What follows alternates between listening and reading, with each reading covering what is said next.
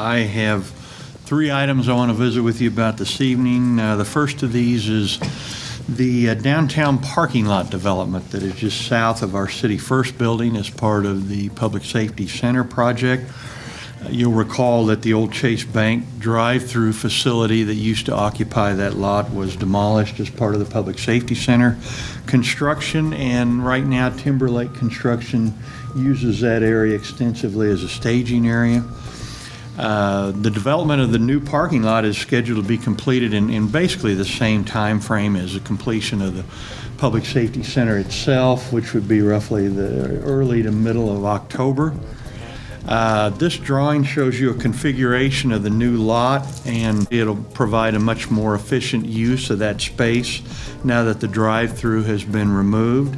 And we estimate that we'll have basically 63 public parking spaces that will be provided in that lot. We'll also have a small outdoor employee patio area just outside the back door, south door of the City First building too. Frankfurt Short Bruza will design the project and will design the lot, but we will bid it as a separate project. Funding for this will come from the half-cent 5-year sales tax for the Public Safety Center, but very shortly we will have 63 new spaces of public parking in the downtown area. The second project I want to visit with you about is the Route 66 ball field complex. And I think, as we talked about in the workshop, certain projects were challenging. This was challenging. The new complex opened in early April by the hosting of the Special Olympics tournament. And obviously the wet spring and summer that we've had so far has disrupted many of the games that were originally scheduled to be played at the complex. The sports turf under the rotary playground equipment down the left field line has now been completed, along with a safety net that'll protect the children while they're playing on that equipment. We had some lighting issues that developed with a number of the lights that were not working, but that was recently resolved when we found some breaker issues that needed to be addressed and some other installation problems. We initially made temporary repairs that fixed the problem, and then ultimately the electrical contractor will make the permanent repairs as well.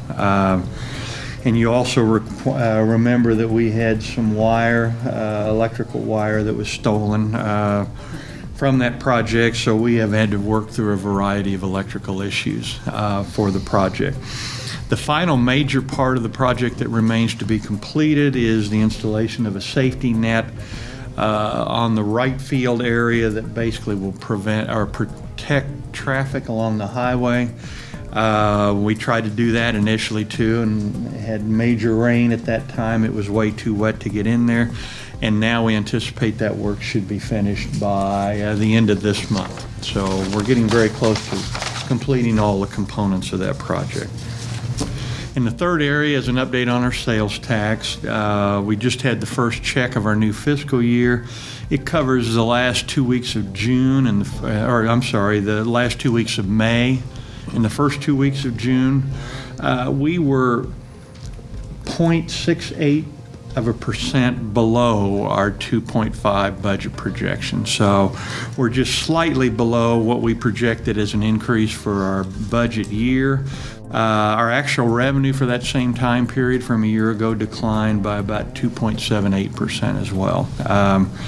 The slight decrease we had continues the trend we've seen in the last several months of slight decreases, but I think it's important to remember too that we finished the last fiscal year 4.3%, our zero growth budget projection. So our sales tax remains very healthy. Maybe that this is the start of a little bit of stabilization, but still too early to talk about that too. But with that, that completes my report, and I'll be happy to answer any questions you might have.